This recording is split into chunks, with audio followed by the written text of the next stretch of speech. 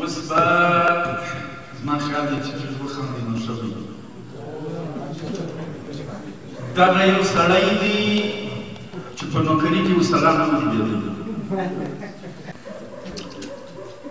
ته چې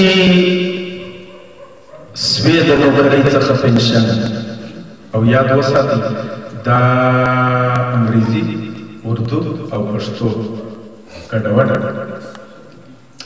ته چې سوې د نوکرۍ څخه پنشن مبتلا کړې خدای په دغسې پنشن. ته چې سوې د نوکرۍ څخه پنشن مبتلا کړې خدای په دغسې پنشن شک بریتونه دې راوځړېدو لاندې،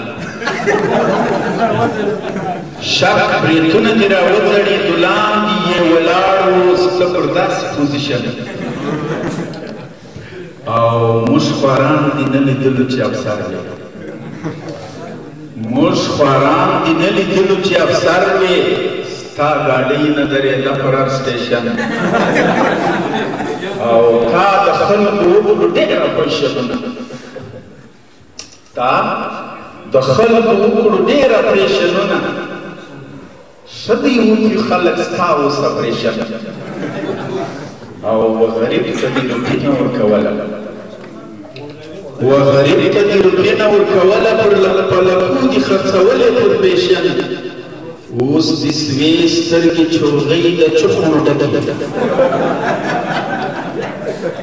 اوس دې سوې سترګې چوغۍ د چخو ډکې، پکې اچوه د سترګو سلیشن.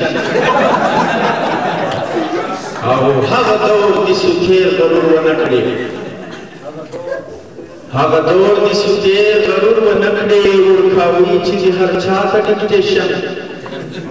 او نه لرې د ناستې ځای اوس په ټول ښار کې، نه لرې د ناستې ځای اوس په ټول ښار کې، سو ناکام د تکبر دې هر میشن. او لکه ده چې کول بل دې داسې نه کړي، لکه ده چې کول بل دې داسې نه کړي، که هر څوک خپل مستقبل غواړي روشن. اهل خلک به یې پرېښول کماله، اهل خلق به یې پرېښول کماله، د نااهلو یې کاوی به سلیکشن. او خواست